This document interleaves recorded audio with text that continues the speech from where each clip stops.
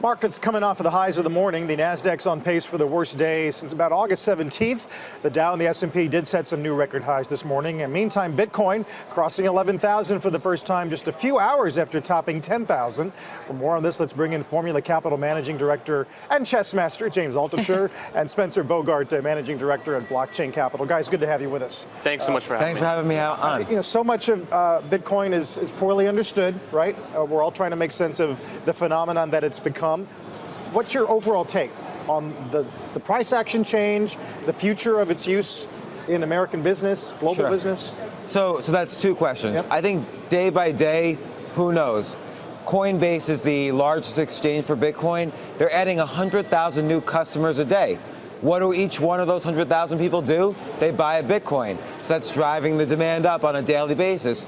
Overall, in the long term, we see there's $200 billion worth of cryptocurrencies out there, but there's $200 trillion of demand for money out there. So if Bitcoin is truly solving the problems of paper and fiat currency, which I believe, you're going to see that 200 billion start to move up to 200 trillion. So this price action, who knows day by day, but long term, this price action is certainly not unreasonable, and it's going to continue to go higher. So Spencer, you obviously believe in Bitcoin, clearly.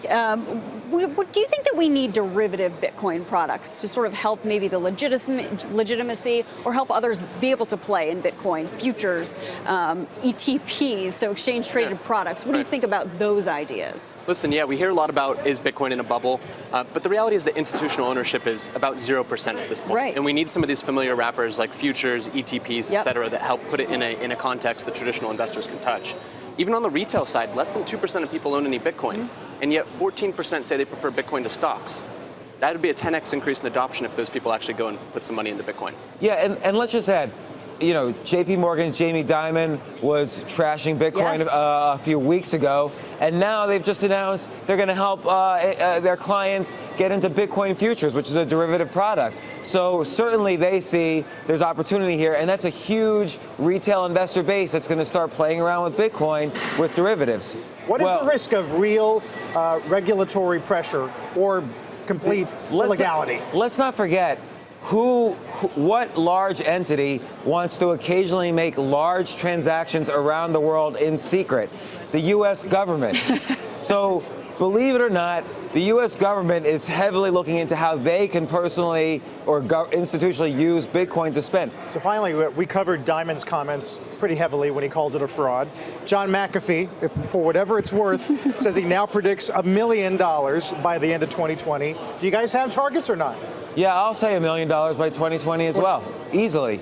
It seems reasonable. I'm not putting out too many price targets these days, but that seems reasonable. I mean, listen, as with most major technology shifts, let's think about what young people are doing. 32% of young people say they prefer Bitcoin to stocks. 42% of millennial males say they plan to purchase Bitcoin in the next 5 years. We're barely in the first inning right now. And let's just say there's 15 million millionaires around the world.